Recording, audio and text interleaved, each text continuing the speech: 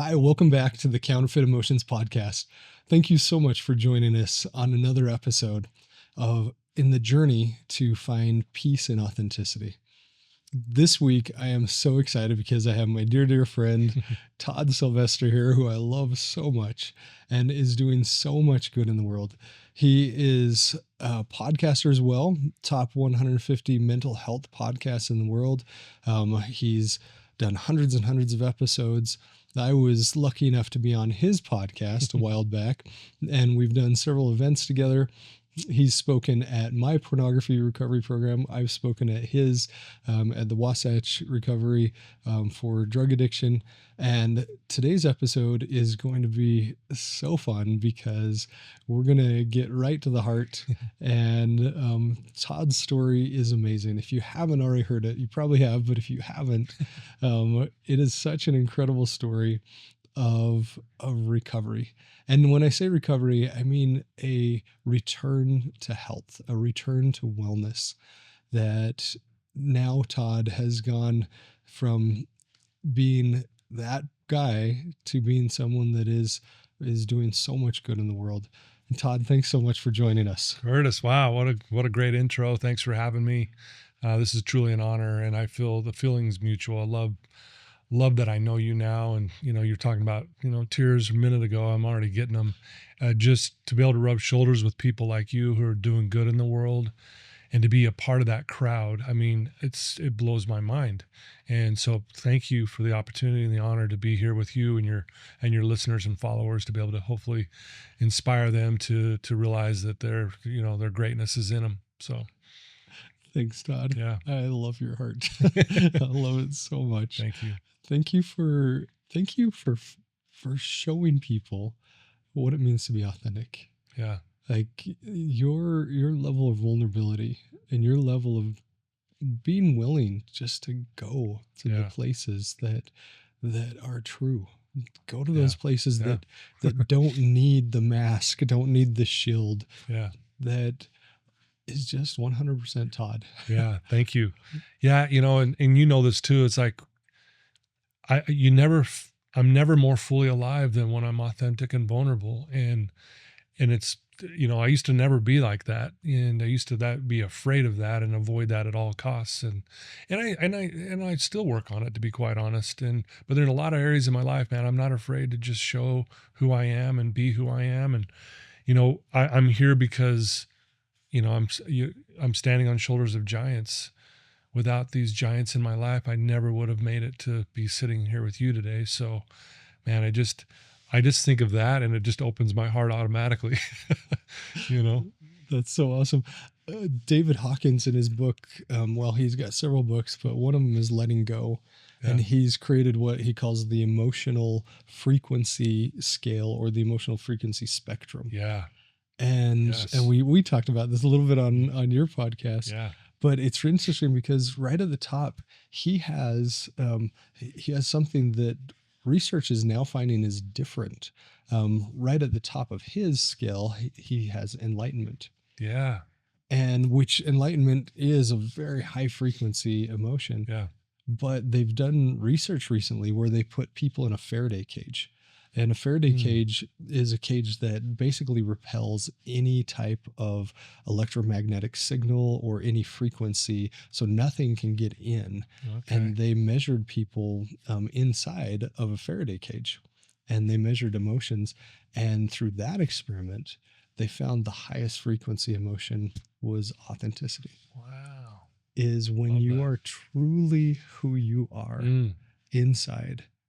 And when that comes out on the outside, that is the highest frequency emotion. Wow. I love that. I haven't heard of that, and that's powerful. And it makes sense, though.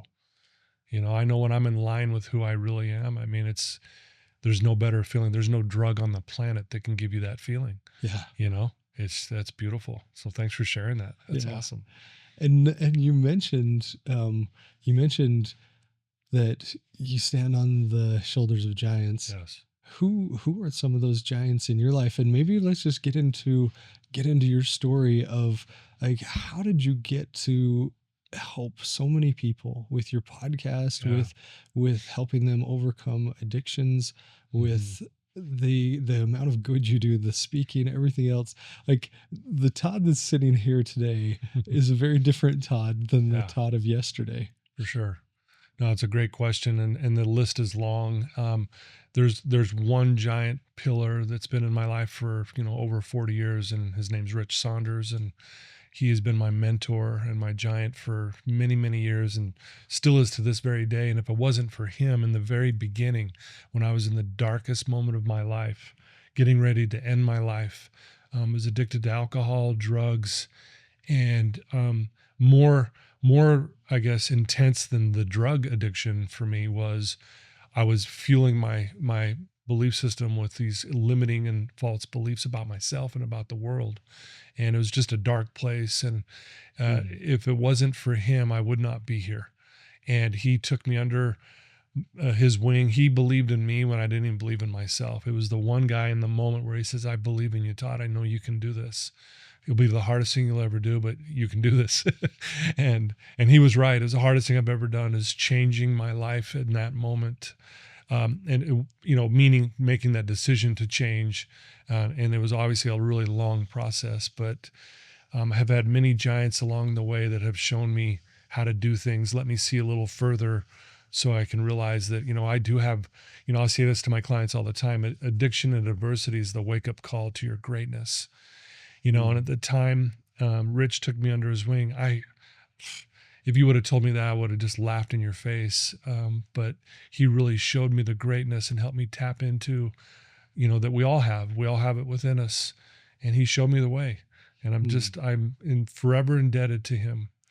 And That's amazing. yeah, I love that addiction and your weakness is the gateway or the mhm. starting point to your greatness. Yeah, Is that how yeah, you said it? yeah. Well, it's the wake up call. It's It's the like, wake up because call. Yeah. because when whatever one of the best definitions of depression I've ever heard in my 30 years in doing this is pretending to be someone you're not. Ooh, the opposite of authenticity. Yeah. So when I'm doing drugs and I'm lying to myself and I'm manipulating people and I'm lying to other people, and that is not me. I've gone off center. I'm over here pretending, and it always leaves you empty.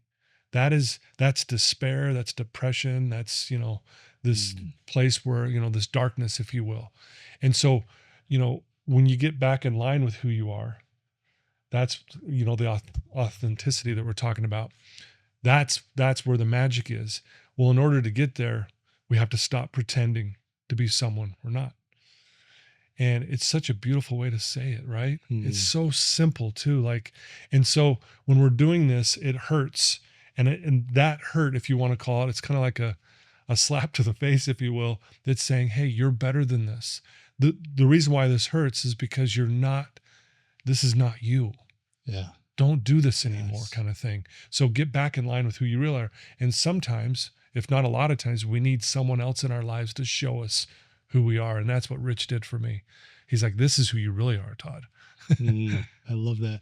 And going back to that Todd of yesterday, you had achieved some pretty great things. You were on scholarship for basketball. You had a very bright future ahead of you. Tell us Sure. the listeners a little bit more about that experience and why you needed a Rich in your life. Yeah, great question. And I'll go back even a little further. So I took my first sip of alcohol when I was 11 years old. Oh, wow. Yeah, really young. Didn't get drunk or anything, but 11. yeah. How did that even happen? So my dad had a wet bar in the house. And my dad was a drinker. He wasn't an alcoholic, but he would drink often.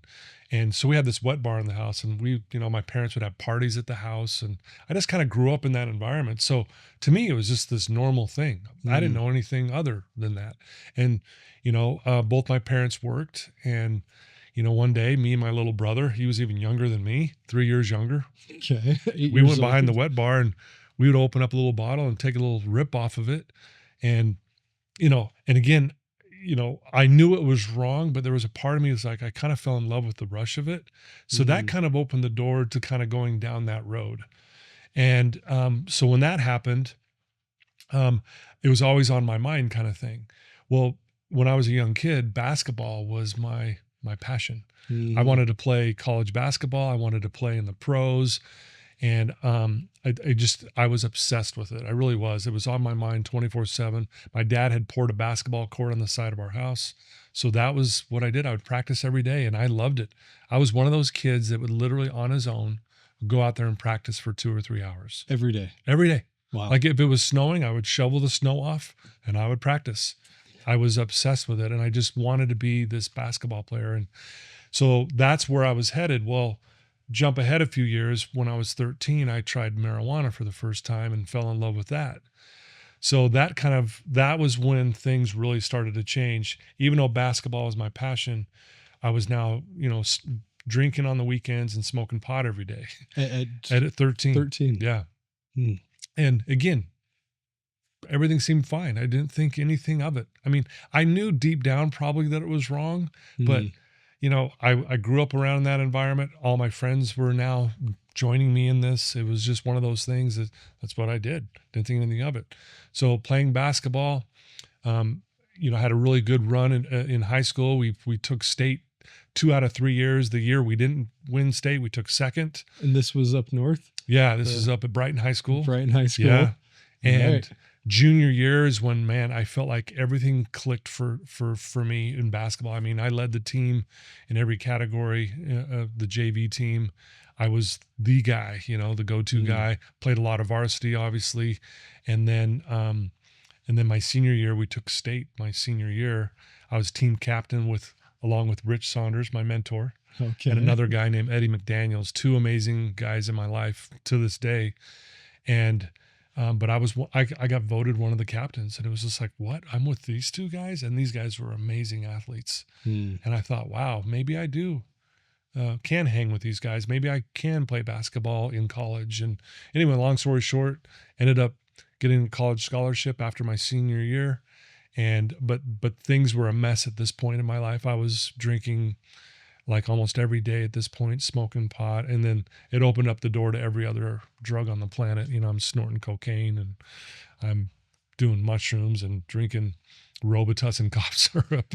I mean, anything I could get my hands on, just kind of the all or nothing mentality. And I realized that's kind of was who I was. That's why I was really good at basketball. I was all or nothing. I'm like, oh, I'm going to be a basketball player. I'm going to practice 2 or 3 hours every day. I'm not going to miss. Oh, I'm going to party. I'm going to party. You can party hard. and then again, things didn't seem like it didn't really catch up to me until my senior years, where I noticed this voice in my head that was telling me, Todd, you're pathetic. You're no good. You're a loser. And then long story short, if we jump ahead a little, after I had graduated, started practicing with the team I got the scholarship with, I ended up losing the scholarship because I was getting high. And you were where at that point? It was at Utah Valley Community College. There we go. Yeah, this is before it was UVU. I went there as well. Did you? Yeah, so 1 semester, yep, and then it transitioned. So I had this full ride. I actually even have this is back when newspapers were a thing. And I have a newspaper clipping to this day where it talks about this full ride scholarship that the coach has given me. And and I was like, oh my gosh, I'm in the paper. Yeah. Like it was the coolest thing ever.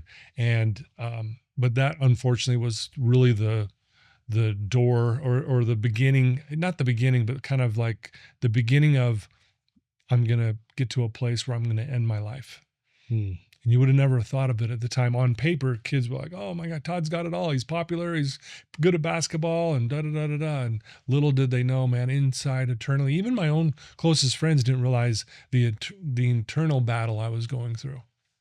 Ugh, that's so hard. Yeah. And yeah, it's so often the case that people do seem to have it all. They do seem to be on top of the world. Mm-hmm. And yet inside, inside they're barely making it day to day. Yeah. What's that quote by Thoreau that says, Henry David Thoreau, most men lead lives of quiet desperation. I was desperate, man. And the only time I felt somewhat normal or felt like connected is if I was doing drugs or throwing a party at my house, that kind of thing. And I can laugh about it now a little bit, but at the time, man, it was a very serious situation I found myself in. And when I lost basketball, I also lost my identity. That's who I was. If you asked me who I was back then, I'd be like, I'm a basketball player. So now if I'm not going to, you put the title basketball player right across your chest, for sure, wore it proudly, said, "This is me. Yep. I am a basketball player." Yeah. And then when that goes away, when you lose your identity, now what? So it was a very scary, dark place to be. Like, I'm nothing without basketball. So if I can't do this, what's the point? Why should I stay here? Like, seriously, what's the point? And, again, when addiction is real, one of the best definitions of addiction, I learned this from a therapist named Wendy McCarter. She says, addiction is the perpetual avoidance of legitimate suffering. The perpetual avoidance of legitimate suffering. Yeah, because we legitimately suffer in life. That's part of life. We suffer legitimately. Like, if I make a mistake, there's going to be a form of suffering there. It's legitimate. Yeah. Right. So as an addict, what you do is you try to perpetually avoid that at all costs.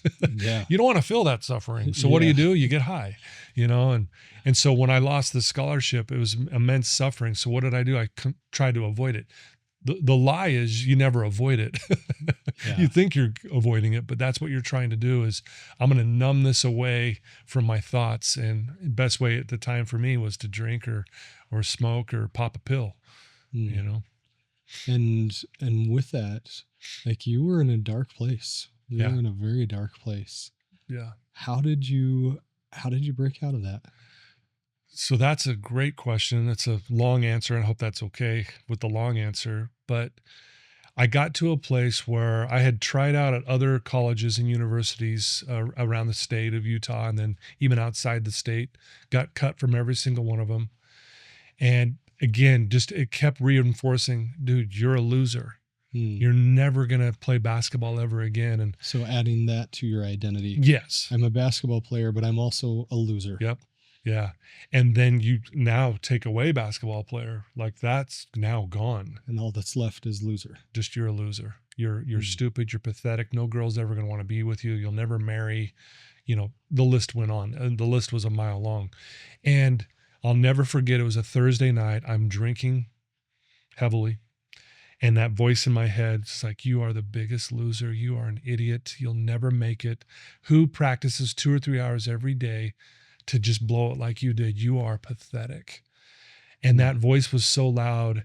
And then I got to a place where, like, I'm done. I'm going to end my life.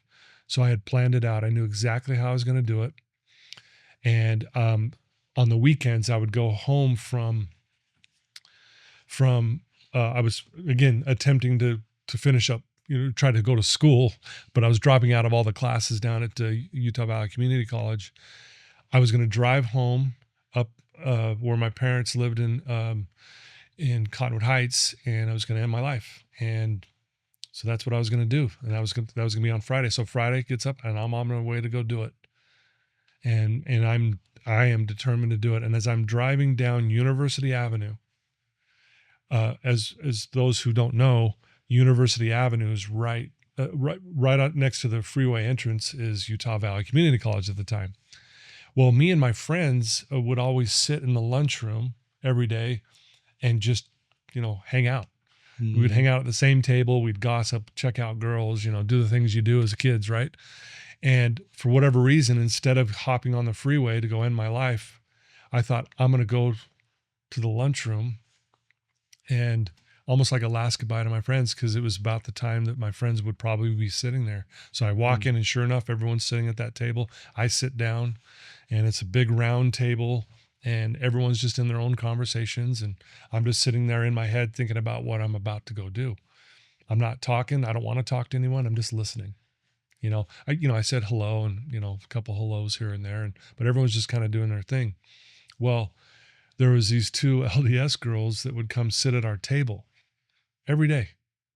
And we didn't invite them. They would just come and sit down, and they would talk to us. They would befriend us. And to be quite honest with you, I was kind of rude to these girls. I would rip on them about religion, about God. and they would just laugh, let it roll off their back. And I would always invite them, why don't you come party with us? And they'd be like, no, why don't you come to church with us? And I'm like, no, thank you. Full sides. Yeah, it's got to go back and forth. But this particular day, these two happened to be sitting right next to me. So I'm sitting here and these two girls are here and they're in their own conversation. Again, I'm just sitting here listening. And I overhear these girls talking about fasting and prayer. Never done it before in my life. Didn't even know what it was. You never fasted. You never prayed. No. Not I knew what once. prayer was, but I had no clue what fasting was. I'm like, what is that? And they kept talking. I'm trying to listen. And it just hit me. And I thought in my mind, if these girls stand up and walk away, I'm going to follow them and ask them what that is. I didn't dare say anything at the table. So they do. They stand up eventually and start to walk away. And I thought, I'm going to ask them. So I stood up too, follow them, tap them on the shoulder. My heart's pounding a little bit. And I said, hey, they turn around. They go, what's up? And I said, were you guys just talking about fasting and prayer? And they start to laugh because they know how I am. And they go, well, why do you want to know? Mr. Party Animal. And I go, no, I'm serious. For some reason that hit me. What is that? And they go on to explain, hey, in our religion, we fast once a month. And what that is we start the day with a prayer. We go the whole day without food or water or drink, and we end with a prayer. And as they're explaining it to me, Curtis, I'm thinking, what's the point of this? And I did. I asked the girls, what's the point? And one of the girls gets in my face and says, if you want help from God. And in that moment, for the first time in my life, I thought, is there a God? Would God help me? I wasn't raised religious. Matter of fact, I was raised to be against religion completely and God completely. And I just thought, man, is there a God and would God help me? And I told the girls, thank you. And I walked away. And as I walked away, I thought, I'm going to try this. Because if there is a God, I'm going to ask him for help. That's what it was. And I planned to do that the next morning, which I did. And I got on my knees the next morning and I asked God for help. And that's all I said. God, if you're there, I need help. That's all I said. And I waited for a minute and thought, okay, this is strange. Got back up. And it was the first time since 13 years old that I didn't wake up and pop a pill or snort a line or have a drink. And for those who have fasted before that are listening, you get a little hangry sometimes. And so I'm not only not having food, right? I wasn't taking drugs. I wasn't drinking. So I was really so you hurting. fasted from food and drugs. But it wasn't for very long. I got to be completely honest. You're supposed to do it all day kind of thing, a few meals. Yeah. I think I made it a few hours, if that. And I was really impatient. And the girls didn't really give me all the details. I just thought, I tried this. And they said end with a prayer. So I found myself secluded again so no one could see where I was doing. And I said, God, I did this fast and prayer. If you're real, if you're there, I need your help. And I waited thinking, okay, if God's real, he's going to show up. And nothing happened. Like I just sat there and I thought, and it felt like I sat there for an hour. It was like maybe 2 minutes. Again, impatient. Like, well, that was a waste of time. That's what I thought. And what happened after that? I got wasted.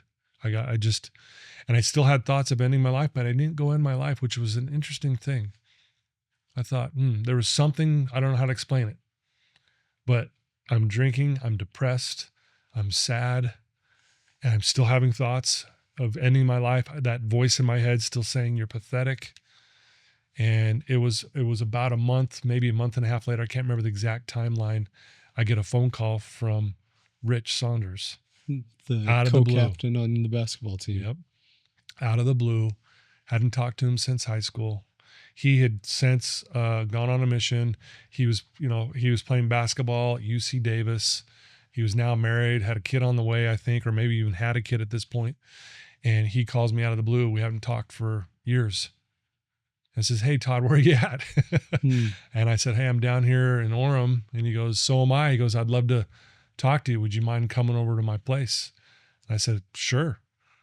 And I thought, but again, at this time, I was like, okay, yeah. How did you get my, this is before cell phones. Before everyone had everybody's number. Exactly. Yeah. And anyway, I go over to his place. We sit down and we're just kind of catching up, weather talk, just, hey, what have you been up to? And this and that, Yeah. just really surfacey stuff. Yeah. And then he starts saying all these good things about me. Like, Todd, you're going to help so many people in your life. You're going to make a difference in this world. And then he kept saying, you're going to help kids. You're going to help so many kids.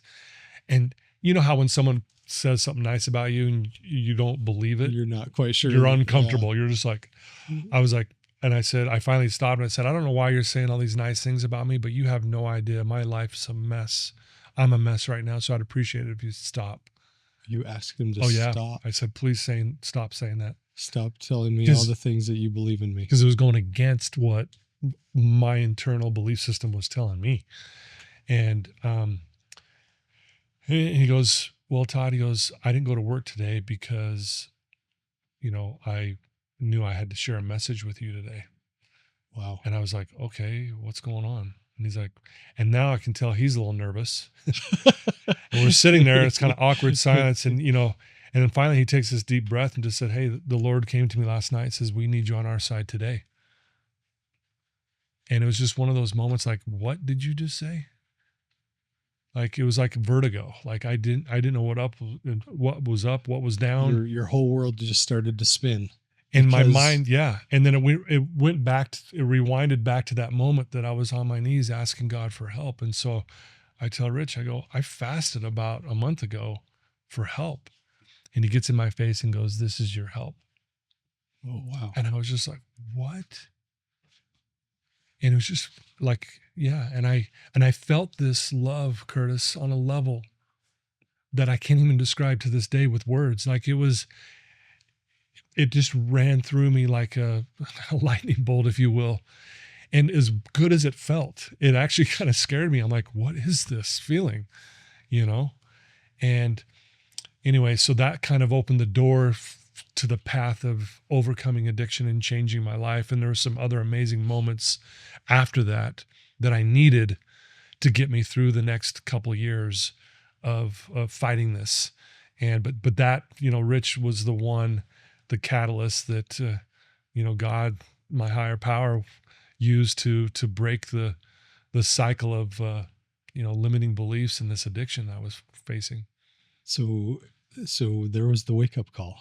There was the wake up call. Yeah. And when you got into that space, when you felt that, like you said, almost vertigo, like what's happening is my entire world flipping upside down right now.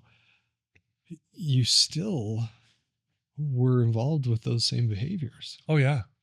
Yeah. You would think that would have just stopped me in my tracks. No, I continued to drink and smoke. And so where did the shift happen? Where did, like, I'm guessing that you and Rich stayed in contact. Oh yeah. He took me under his wing tightly, like around my neck a little. And he just says, I'm going to help you through this. I'm going to walk you through this and you can lean on me. And he was true to his word. Like, man,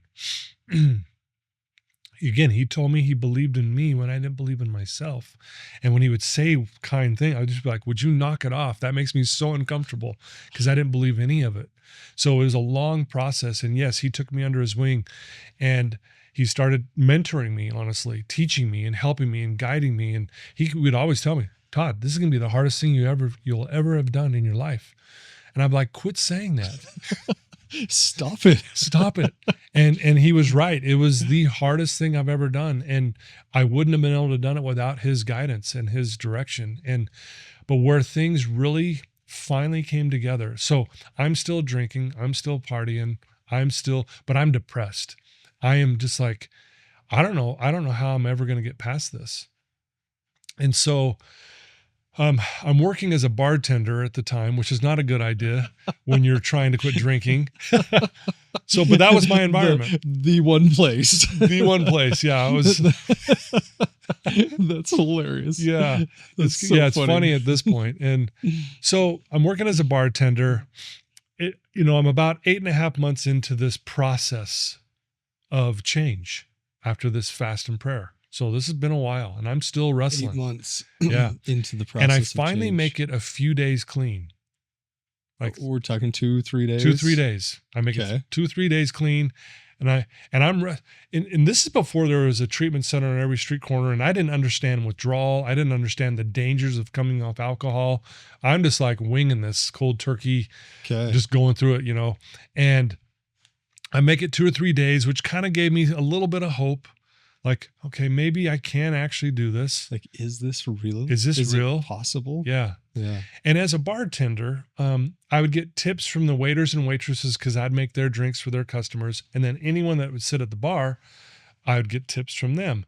And I'd get a lot of change, quarters, nickels, and dimes, that people would leave. And I'd always just throw those in the cup holders of my car. And I would just let that, add up. I'd buy gas with this change. I would buy pot with it. And I just use it to, buy a hamburger from time to time. And anyway, so I'd have a lot of change all the time from being a bartender and getting tips. Well, as I'm leaving my neighborhood one day, it's a beautiful sunny day, and I'm driving out of my neighborhood, and out of the corner of my eye, I see this little girl selling lemonade. No big deal. Don't think anything up. Drive right on past. And then I had this voice, this impression, if you will, said, turn around and give her all the money in your car. And I had like $40 worth of change. Oh, no joke. And this is like 35 years ago. Oh, and by the way, today I'm 36 years clean. Anyway, today is the day. Today's the day, August 5th. Congratulations. Yeah, thank you. So I'm driving out of my neighborhood. I see this little girl, drive around past, no big deal. And this impression, give her all your money. And I thought, wow, okay. I thought that'll be cool. So I flip my car around, pull up, little girl selling lemonade, no big deal. I said, hey, I roll my window down. How much? I think she said 25 cents, if I remember right. And I said, I'll take one. So she pours me a cup, hands it to me. I set it on my dash, and I tell this little girl, okay, cup your hands like this, right? Mm. And I just start scooping all this money into her hands, and she's throwing it on her table as fast as I'm scooping it. And she's going, thank you so much. I go, hold on, I got more. And she's like getting emotional. This little girl, she's 4th grade girl. I'm getting emotional. I'm going, is this really happening? This feels so good. And I'm just giving her all this money. The very last pile of money in her hands, she throws it on her table and takes off into her house. And I'm thinking she's going to go tell her parents some dude just gave her $1 million, right? And so as I pull away, I start to cry like I've never cried before in my entire life, Curtis. It was one of those soul cleansing cries. I have to pull my car over. I put my car in park. I put my face in my hands, and I just sob. It was like years and years of pain coming out in that moment. I just cried. And in that moment, I loved who I was. In that moment, I felt like I mattered. In that moment, I believed I could overcome addiction. It was like this, I'm like, what am I feeling?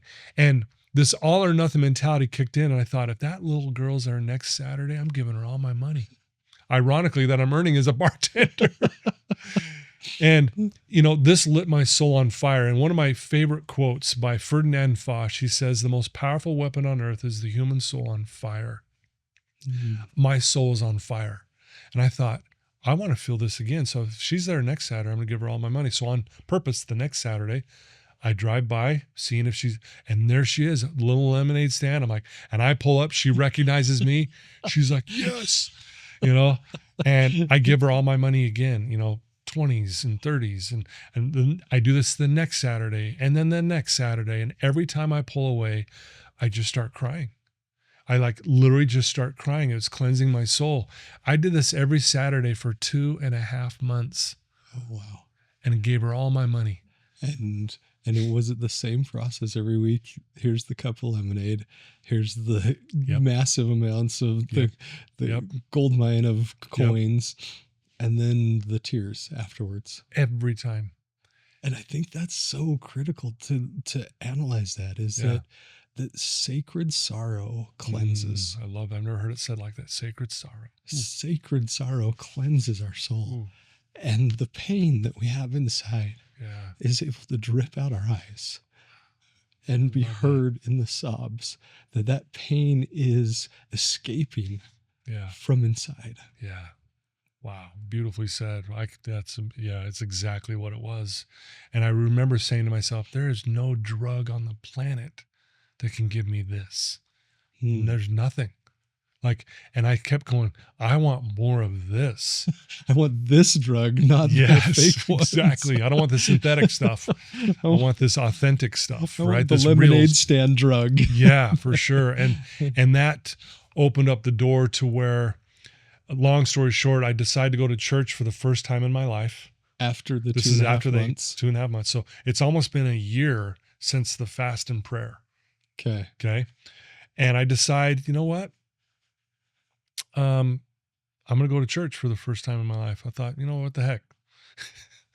So I go to church by myself. I'm in the back corner, scared to death. Did you know anybody? No one. You just, Nope. How did you even find a ward or?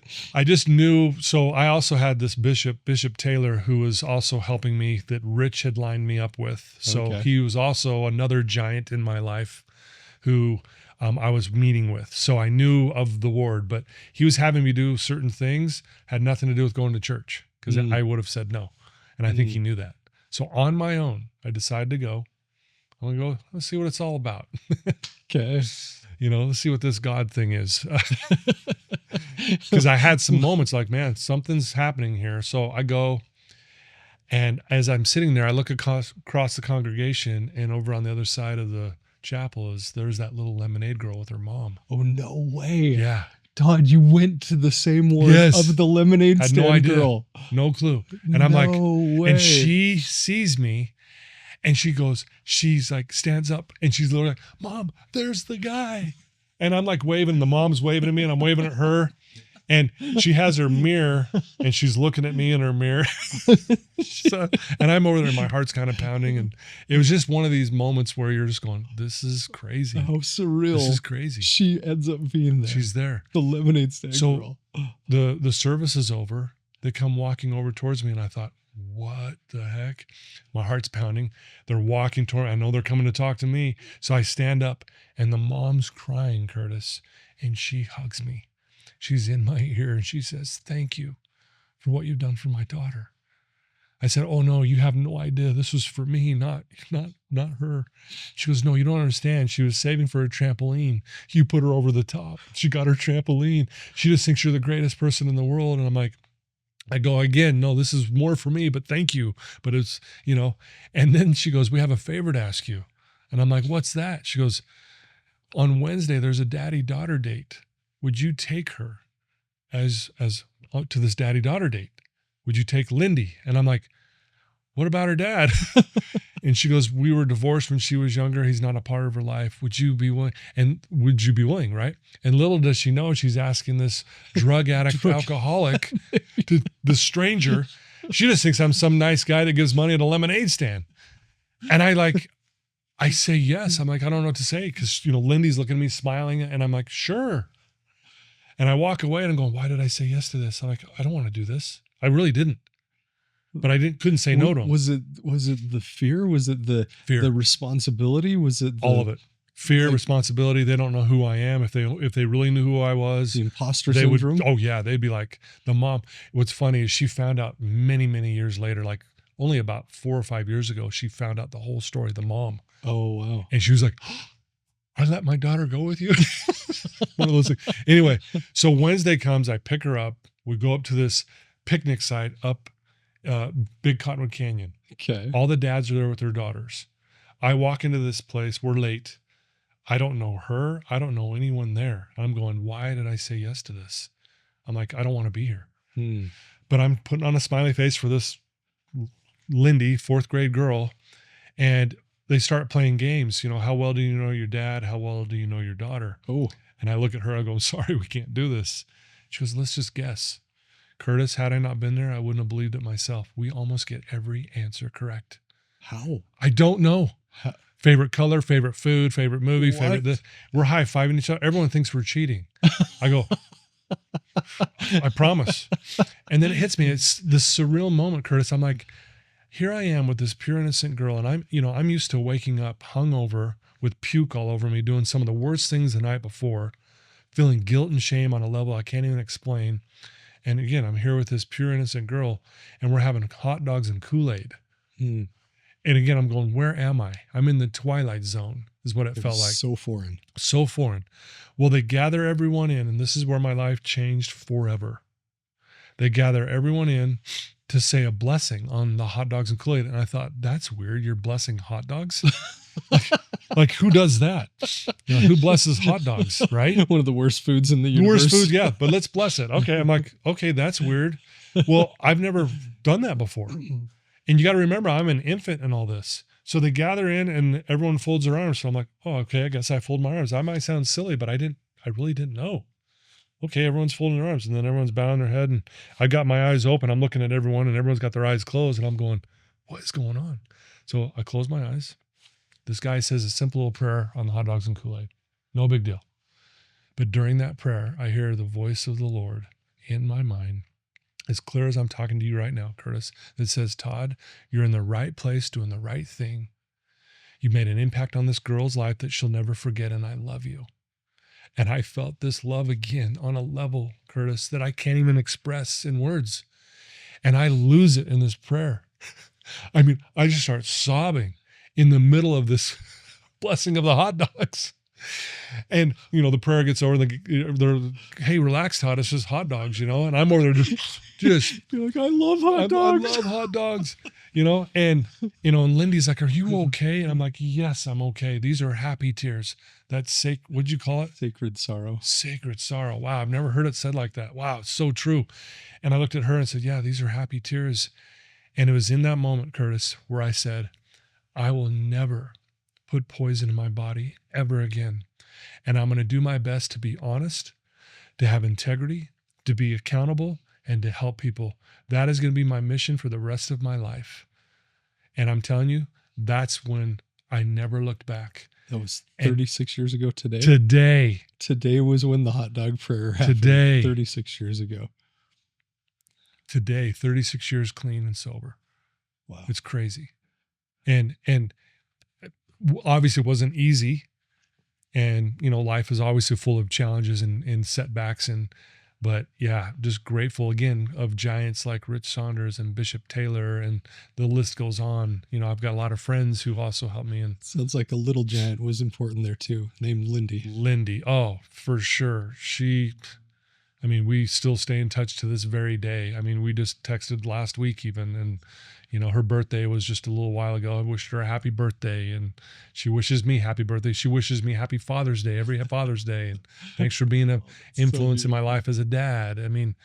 It's crazy. And if we can go back to that story, and yeah, and I caught something there. Yeah. That you heard God say, I love you. Yeah.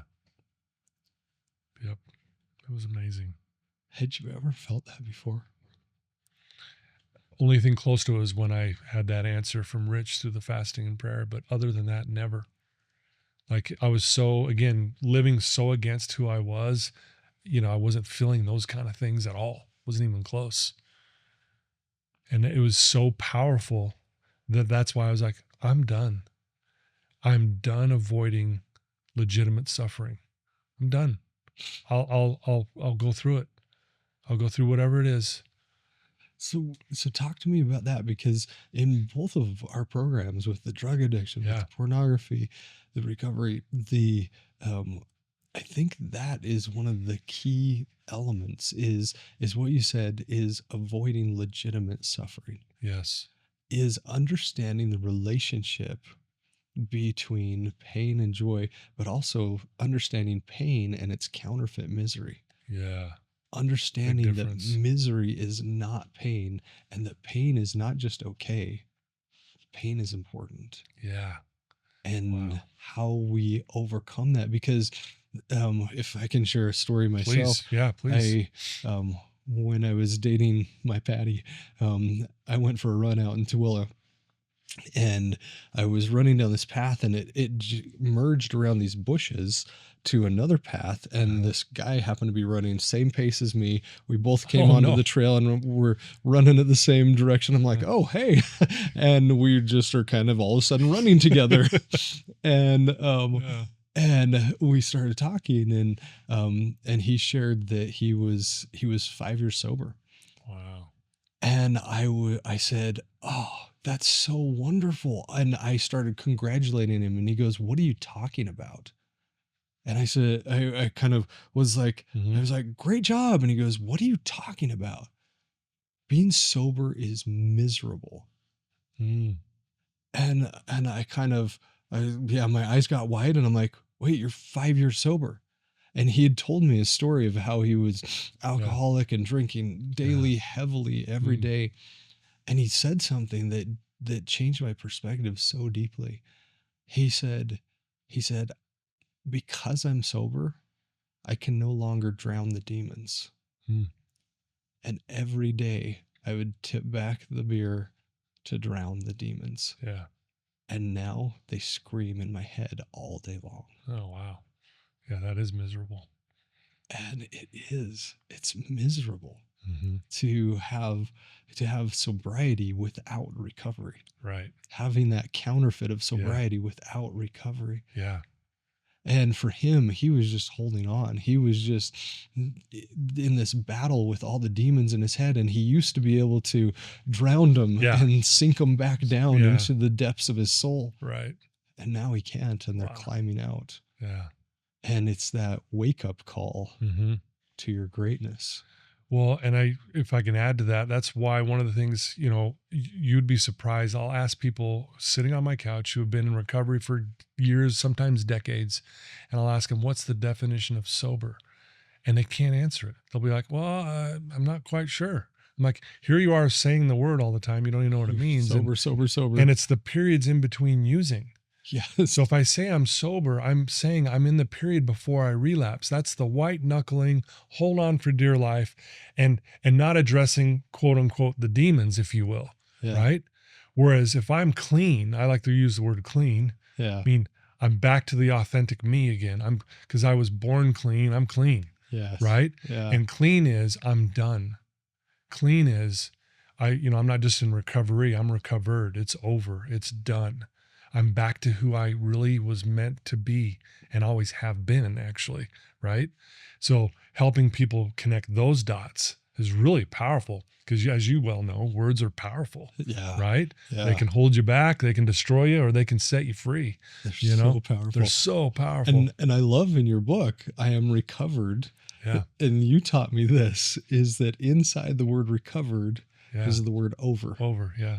And you highlight that in big, bold letters in I am recovered over. It's done. And if you look at the etymology of both of the words, sober and recovery, recovery does have that. Recovery means a return to health, a return to wellness. Yep. Sober comes from the Latin base sobrius, which means not drunk, ... at the moment. Wow. Jeez. Sober means not drunk at the moment. At the moment. Yeah. It's with the anticipation that it's coming. I love your definition that sober says there's a bookend of relapses. Yeah. There's a relapse here and a relapse here, and it's the time in between. That's sober. Yeah. And this blew my mind when I learned this concept that recovery is so different from sobriety because sobriety can't include a relapse. Right. By definition, it's the time between relapses. Exactly. But true recovery can include a relapse. Yeah. And when I saw this, I was like, wait, no. That goes against everything, all the 12 steps teach, everything that is out there with common knowledge, because recovery means, just like you said, that awakening of your greatness. Yeah. Recovery says, God just took the map of my soul. And if in our program, we don't even call them relapses. We call them lapses. It's a lapse in judgment, a single moment in time. Yeah. When we grab onto that, we can do something with us. Exactly. That serves us. Yeah. A relapse just says all of the past is spinning up onto our shoulders. Yeah. And we have to carry that forward into the future. Right. Versus just a lapse. Yeah. A lapse is this one event. And that one event says that God took the map of my soul and he said, here's where I need you to dig. Yep. This is the exact location. Yeah. I'm putting the pin in your map, Exactly. the map of your soul. I'm putting the GPS coordinates. this is where I need you to drive right now. Yeah. This is where I need you to take out that shovel and start digging. Yep. And dig that demon out of your soul so he's not screaming in your head anymore. Yeah. And that's the difference between recovery and sobriety. With a lapse, you can say, okay, I can actually get on my knees and thank God. Not thank God for the pornography or the drugs or any of that, but thank God that he gave me a message that said, Curtis, this is where I need you to dig. To dig. Yeah. I love that. This is where I need you to dig. And that's recovery. When we have a single lapse and we say, okay, now I can dig. Now I know. Because all of us want to be good. Sure. Right? All of us want to be quote unquote good. And that's like this 20, 30 mile radius of go be good. Well, where, how, like, okay, but this with a a lapse, it's the exact location. This is where you need to dig. Love it. This is the demon in your soul that's going to keep popping up every time you're in this situation. Yeah. And if you don't dig it out, it will scream at you for the rest of your life. Yeah. Love that. Yeah. Good stuff. It's pretty amazing. And I know one of the reasons I feel so endeared to you is because we have a very similar belief that addiction is actually not about addiction. Right. It's about shame. Yeah. And absolutely. Understanding the difference between guilt, a healthy emotion, and shame, a very unhealthy emotion. Yeah, shame's the killer. Yeah, shame will keep you stuck the rest of your life in whatever that is, right? Yeah, shame's the lie. It's a lie. If we stop lying to ourselves, then therefore I often will tell my clients, if you're honest with yourself, and that's the key, with yourself, you'll never relapse. Because in order for you to do that, you'll have to lie to yourself again. You'll have to say, oh yeah, I am a bad person. I'm going to go do this now. And that's the lie. That's the lie. The lie of shame. Exactly. I am a bad person. Exactly. So stop lying to yourself. So if you stop lying, and no one wants to, if you say, hey, do you want to keep lying to yourself? They're like, well, no. Right? Well, then let's go there. 100% response, no. No, I don't want to lie. Okay, then, but right now with that shame, you're lying. Because I'll often say to a client too, Curtis, prove to me you're a bad person right now. Go for it. Go. You got the, it's all yours. Tell me. And without fail, they sit there and they just go, I can't prove it. I go, exactly. What does that mean then? Well, it's not true. Exactly. It's not true. And when they start connecting those dots, they go, oh, wow. I go, yeah, guilt is good in the sense, hey, don't do that again. It reminds us, hey, that's some bad behavior. That's not good. Yeah. Right? Guilt's like, oh, yeah, I made a mistake. Oh, I messed up. Shame is, well, I'm just this bad person, so I'm just going to keep doing the same thing anyways. Yeah. Right? Yeah. So if you would connect those dots that, oh, I can't prove it, so therefore, it's so fun to watch a client connect those dots and they go, oh yeah, I am lying. I go, exactly. And I go, and often, a lot of my clients who have kids, hey, when your kid makes a mistake, are they a bad person? And they're like, well, no. And I go, exactly. You would never look at them, well, they're bad now. No, they made a mistake and you forgive them instantly, but yet you'll beat yourself up for decades. Yeah. And when you help them connect those dots, man, it's such a freeing thing to watch. They just go, wow, never thought of it that way. I go, exactly. And mistakes are opportunities to learn. Exactly. And that's the key difference between guilt and shame. Yeah. Guilt says, I did something wrong. Shame says, I am wrong. Yeah. One attributes to the action, the other to the character. Guilt says, I made a mistake. Yeah. Shame says, my existence on earth is a mistake. Yeah. And understanding that guilt is healthy. Guilt drives us to connect with others, connect with God, connect with ourselves. Yep. Whereas shame says disconnect, pull Love that. away, lean out, hide in the basement, and, with the pack of Oreos or whatever it is. And that's shame. Yep. It attributes it to the character. And that's one reason that I feel so passionately. There's so many programs out there that start every single meeting with shame. Yep. They say, Absolutely. "Hi, I'm Curtis, and I'm an addict." Yep. Just like you put your identity as a basketball Yeah, player, exactly. every program says, "I'm an addict," and you create that identity and staple it to your chest. Yeah. And just like a basketball player goes out and shovels snow and practices for 2 to 3 hours a day, hangs out with other basketball players, Yep. studies basketball, watches basketball on Yeah. TV, a basketball player does the things a basketball player does. Yep. An addict does the things an Exactly. addict does. Yeah. And removing that shame Yeah. and saying, no, I'm not an addict. I love that. I'm a child of God. Yep. I got to tell you, one of the funnest things I love doing. So, I'm a counselor at Wasatch Recovery, and I do this from time to time. I'll just poke my head into a group room, and all the clients are sitting there waiting for group to start. And I'll go, "Hey guys, I got some really good news for you." And they're like, "Oh yeah, what?" And I go, "You guys have already overcome addiction." And I go, "Let that sink in." They've already overcome it. Like, you're not addicted anymore. It's done. And they go, "Yeah, you're right." I go, "So the truth is you used to be an addict. It might have only been a week ago. Might have been, right? But you used to be. You're no longer addicted. You don't have to go hop the fence and go get high right now because you're jonesing so bad for it." Not to say that that doesn't happen. But man, when they connect those dots, and we just get a good chuckle. I go, "Isn't that funny?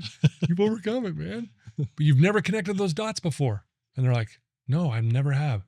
I've had clients come up to me and say, "Todd, that's when my life changed when you said that. Oh, wow. That's when it changed." I was like, "Oh my gosh, I have. I keep telling myself I'm an addict, but I've already overcome addiction. So I used to be." Yes, I can't be an addict. Yes, it's impossible. So you're right. It's a lie. If I stand up and say I'm an addict, I'm lying. But if I stand up and say I used to be, that's the truth. The truth is I used to be. The truth today is, who am I now? Yeah. I'm love. I'm light. I'm energy. I'm strong. I'm brave. I'm tenacious. I'm compassionate. I'm sympathetic. I'm honest. I'm integrous. I mean, the list goes on, right? That's the truth. I identify with that. And who I was made me good at basketball. I wasn't a basketball player. I didn't know that at the time. But who I was made me good at basketball. Yes. Who I am makes me a good father. I'm not a dad. I get the label as dad because I have a kid. Yes. But who I am makes me a good dad. Yes. And it's choices. Yep. That everything we have in life is a gift. Yep. And stewardship. Mm-hmm. And yeah. I love that you've taken that mantle. You've taken that calling and you've said, maybe Rich was right. Yeah. Maybe Rich was right. Yeah. And I know the good that you've done in the world. I know Thanks. that effect that you've had. I've seen it firsthand. You've come to speak at my program. I've seen the Wasatch Recovery people and how much hope, how much light there is in their eyes, that there is that belief. Yeah. And I want to go back. Like, I want to go back to UVCC and show the Todd of yesterday. Yeah. Who the Todd of 36 years later is. Yeah. And show him that hope. Actually show the 13-year-old Todd that one day the man he'll become is one that helps so many people. Wow. That does so much good in the world. And let him know that hope is real. That hope that is real. That one day, not only are you going to be free of the demons, but thousands of people will be better because of Todd Sylvester. Yeah. Yeah. Thank you. You're welcome. Todd, I absolutely love you to death. Oh, thank you. It's so grateful. Feelings mutual. It's so grateful for you and who you are. Thank you. The real Todd, the authentic Todd. Yeah. And for the choices you make. And there's only one emotion that can't be counterfeited, and that's peace. Yeah. And where would you say Todd Sylvester finds peace. Wow. I find it in moments like this, even, sitting and talking truth, talking these amazing principles. I find it there. I find it with my family. I find it with my friends. I find it sitting in my front porch watching the sprinklers. My kids always tease me, "What are you doing, Dad?" "I'm watching the sprinklers." Like, really? Okay. Yeah. I'm something about sprinklers. I can just sit and watch them. Yeah. But I find peace, and, and again, I find it when I help other people. It's like what I learned at the lemonade stand is, you give to get. I gave all my money away at a lemonade stand, and what I got in return was my life. You got your life. Yeah. And it's like, wow. That sounds like a pretty good deal. $40 in quarters. Yeah. It's a good deal to me. I'll do it. Yeah. So. And I've actually never asked any of my guests this. This is usually the final question is, where do you find peace? But I've got to ask a follow-up question to that based on our previous conversation. What about finding peace in pain? Yeah. Well, again, because pain is a good thing, because like you were saying earlier, so well said, is this is the pinpoint area. It's pointing me to what needs to change, right? So I can embrace that, going, okay, this is the wake up call again. Oh, okay. This is trying to tell me you're better than this. So what do you need to do to maybe stop doing this or stop repeating the same thing or whatever it might be, right? And, I guess maybe it might be age now. I enjoy the pain, and maybe it's because of maturity. You run quite a bit. I do. Yeah. Like yourself, I'm training for the St. George Marathon again. Oh, congrats. It'll be my second time. So I'm excited for that. But I enjoy just the struggle and the fight. There's something about it. Like, it's kind of like when I mow my lawn and I can look back on it and go, man, look how good that looks. Like, all that effort led to it looking like that. And it's no different on a run, or if you're starting a podcast, you can look back and go, man, look at who we're touching. Look at the messages that were shared on that podcast today. Or people are going to freaking love this. They're going to need this.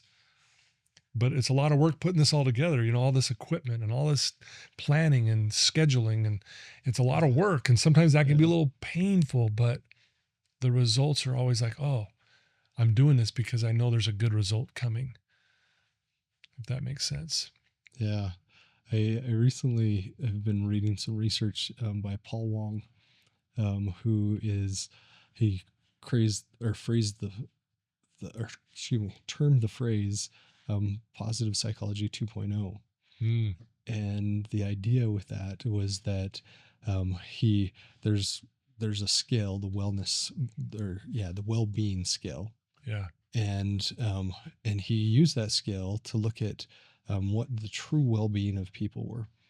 And then he did the existential gratitude scale and added that to it. And by existential meaning the idea that our existence is important, that that the whole experience, all of our existence, even the pain, is important. And on that, the people that marked that they were grateful for their pain had a significantly higher level of well-being on the well-being scale. Yeah. The spiritual well-being scale, significantly higher. That when we can find that place to actually say thank you for the pain. Yeah. Because with the pain comes the growth. Yeah. The learning, creating who we are, that wake-up call. I love that. Then our entire well-being raises and elevates. So true. It's so well said too, Curtis. I am grateful for that drink at 11 years old, because it led to this moment today. Like, if I knew this was going to happen, this many years later, because of the drink at 11, it'd be worth it. I'm one of the lucky ones who didn't die. I know that. I get that. But I did make it through it, that hell. But if that hell meant this moment with you today, I'd do it again. Yeah. So I'm grateful for that. Thank you. Yeah. Thank you so much, Todd. Thank you You for bet. sharing your heart, your You bet. message. Thank you for helping people find recovery and get out of sobriety. Yeah. And thank you for the goodness you spread in the world. Yeah, you're welcome. And thanks for having me. And thanks for all you do. Again, love rubbing shoulders with people like yourself who inspire me to be better and stronger and to continue the fight of helping and making a difference. So you're an example of that for sure. Thanks. Yep. Thanks. And thank you all for joining us on one more episode of the Counterfeit Emotions. Thank you for going on this journey of exploring ways to find that one emotion that can't be counterfeited, and that's peace. Until next week, live your authenticity. Thank you.